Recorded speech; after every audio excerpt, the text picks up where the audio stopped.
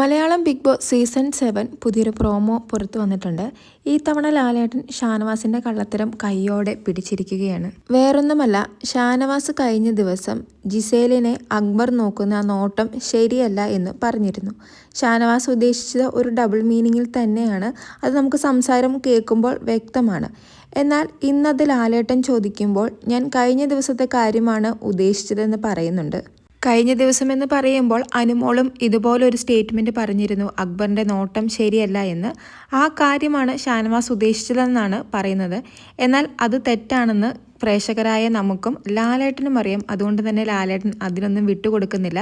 അപ്പോഴേക്കിനും പെട്ടെന്ന് ആ ഒരു ടോപ്പിക്കിൽ നിന്നും മാറാൻ ഷാനവാസ് പറയുന്നുണ്ട്, എനിക്കൊരു പരാതി ഉണ്ടെന്ന്. പക്ഷേ ലാലേട്ടൻ പറയുന്നുണ്ട്, ആദ്യം ഇതിനെക്കുറിച്ച് ആൻസർ പറയൂ, പിന്നെ കേൾക്കാം പരാതി എന്ന് പറയുന്നുണ്ട്.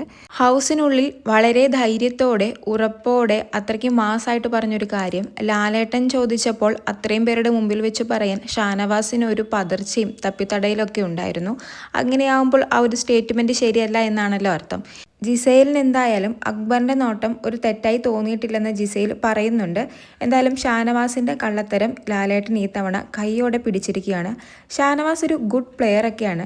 പക്ഷെ ചില സമയത്ത് ജയിക്കാൻ വേണ്ടി ഇതുപോലെ നിലവാരം കുറഞ്ഞ കുറച്ച് സ്റ്റേറ്റ്മെൻറ്റുകൾ ഉപയോഗിക്കുന്നുണ്ട്. ഇതൊരു ഗെയിമാണ്, ജയിക്കാൻ വേണ്ടി എന്തും ചെയ്യാം. പക്ഷെ ഇത്രയും നിലവാരമില്ലാത്ത കാര്യങ്ങൾ മാത്രം ഒന്ന് ഒഴിവാക്കിയിട്ടുണ്ടെങ്കിൽ നല്ലൊരു പ്ലെയറാണ് ഷാനവാസ്.